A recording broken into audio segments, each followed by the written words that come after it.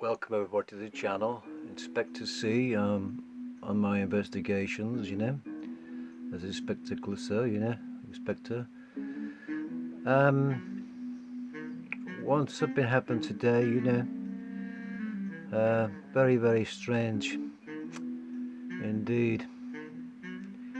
I'm just going to play it to you and see what you think, because it's quite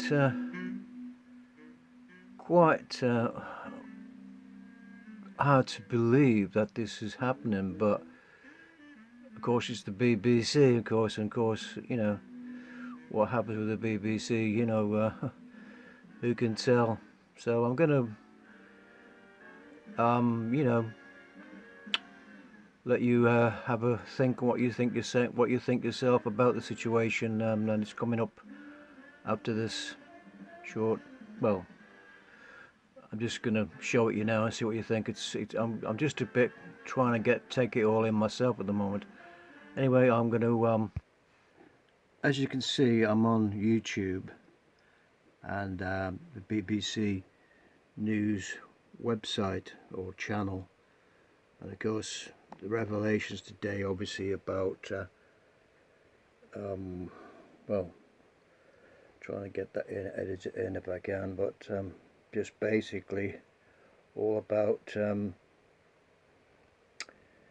great mess the BBC landed themselves in with the Diana Panorama program, with all the stuff relating to it. And of course you can see there it's on YouTube to watch. I mean, look at the place there. They've got all these people working for the BBC there, news. I mean, you can see this, it's so vastly overstaffed. It's unbelievable. And of course they don't want you to, because you haven't got a license, you're not allowed to watch this, of course, according to what they are saying. But I get, like I say, I get this on YouTube, the BBC website, to watch their stuff. I'm just going to play one or two of the things which I think it's a bit shocking with to sort of take in, because obviously the interview was with Diana was several years ago. Well, 1995 I think it was. So it's over 25 years, 20 years ago, and it's going back to something that happened. It was a tragedy. Whatever happened, it was a tragedy to Diana and everything else, and the whole life about the kid, the princess and stuff. And I just want to play this now and see what you think yourself, because I'm quite shocked that the BBC covered all this lot up, which is coming out in the public eye again. Yet another thing that BBC should be ashamed of. I mean, how can we call it the British Broadcasting Company? To me it's just completely outdated, that title. We shouldn't even get that. And of course you're going to see in a minute the future King of England making a report or giving his views on what's happened in this Bashir interview. And this is the next King of England reporting on a report of the BBC's misconduct, basically. So it's something that in this day and age it shouldn't happen. But I'm going to play the clip basically and see what you think, because there's a lot of people may not have seen it, or not have access to see this. So I'm just going to play it for you and let you share it and see what you think. Yes, I'm going to play the part of the next future king of our country, United Kingdom, on his thoughts on the BBC investigations, their own investigations, this report, and see what you think, because I just thought I'd let you sort of get your own point of view on it and see what you think. But like I said, I was going to play it now. I would like to thank Lord Dyson and his team for the report. It is welcome that the BBC accepts Lord Dyson's findings in full, which are extremely concerning. That BBC employees lied and used fake documents to obtain the interview with my mother. made lurid and false claims about the royal family, which played on her fears and fueled paranoia, displayed woeful incompetence when investigating complaints and concerns about the programme, and were evasive in their reporting to the media and covered up what they knew from their internal investigation. It is my view that the deceitful way the interview was obtained substantially influenced what my mother said. The interview was a major contribution to making my parents' relationship worse and has since hurt countless others. It brings indescribable sadness to know that the BBC's failures contributed significantly to her fear, paranoia, and isolation that I remember from those final years with her. But what saddens me most is that if the BBC had properly investigated the complaints and concerns first raised in 1995, my mother would have known that she had been deceived.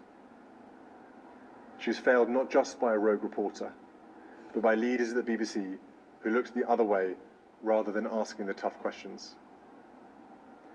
It is my firm view that this panorama programme holds no legitimacy and should never be aired again. It effectively established a false narrative which for over a quarter of a century has been commercialised by the BBC and others. This settled narrative now needs to be addressed by the BBC and anyone else who has written or intends to write about these events. In an era of fake news, public service broadcasting and a free press have never been more important. These failings, identified by investigative journalists, not only let my mother down and my family down, they let the public down too.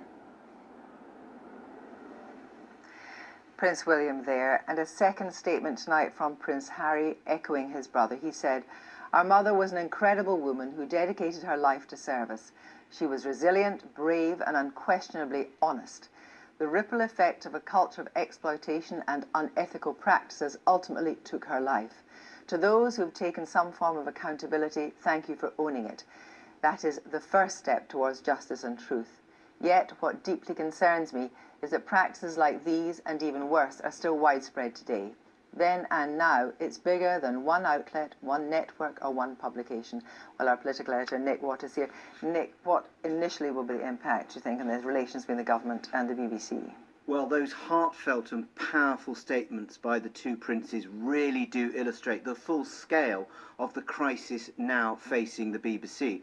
What they are essentially saying is that a quarter of a century ago, and in the ensuing period where the BBC failed to face up to it, the BBC management effectively drove a coach and horses through the trust that relies at the heart of the relationship between the licence fee payer and the corporation. Now, tonight, Oliver Dowden, the Culture Secretary, he has responded to the Dyson report, 2 tweets, and this is what he said. He said that report had revealed what he called damning failings at the heart of the BBC. He did praise the current management for launching this inquiry, but he warned them to make sure that this can never happen again. And then Oliver Dowden said that he would consider whether further governance reforms are needed when the BBC Charter is reviewed at its midpoint period next year. Now, it's important to say that in recent years there have been major changes to the governance arrangements. Very simply, Ofcom now regulates the BBC. It's no longer the now defunct BBC Trust. But ministers are looking at whether there needs to be more oversight of editorial and journalistic decisions at the BBC, and they're very interested in the views that are being aired by Lord Grade, the former chairman of the BBC, and he has been saying today that the BBC has got to move away from the default position that it's never wrong. Nick, thanks very much indeed. Well, we'll make sense of all this shortly with politicians, media watchers and royal experts. First, here's Katie Raz on how we got here.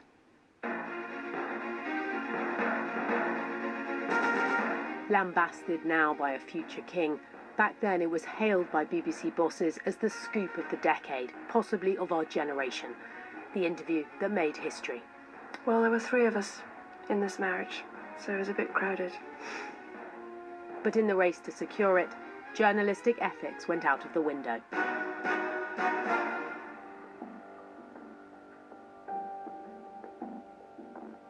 Lord Dyson's criticisms of Martin Bashir, who left the BBC last week, are damning. His investigation rejects significant parts of Bashir's account as incredible, unreliable, and in some cases dishonest. Faked bank statements are key. These purport to show that an ex-employee of Earl Spencer was selling stories about the family. Lord Dyson says Martin Bashir showed them and another fake document suggesting Diana's own staff were betraying her to the Earl. Lord Dyson concludes this deceitful behaviour meant Spencer introduced the junior Panorama reporter to his sister, and the rest is history. What Martin was telling her, which was essentially he had contacts inside MI5, MI6, that they were, and I quote, going to wipe her, that is to say, going to kill her. She was speaking out in her Panorama interview, not just to explain her life to the wider world, but for self-preservation. She thought that by speaking her truth, it would stop her from being killed. So that's how dramatic it was. Prince Charles had already given his interview to Jonathan Dimbleby, admitting adultery. His estranged wife was ready to have her say, and Lord Dyson concludes Diana would probably have agreed to do an interview with somebody at the BBC. But he says there is overwhelming evidence. They're using fake documents and lies. Bashir broke the BBC's own editorial rules that contributors must be dealt with fairly.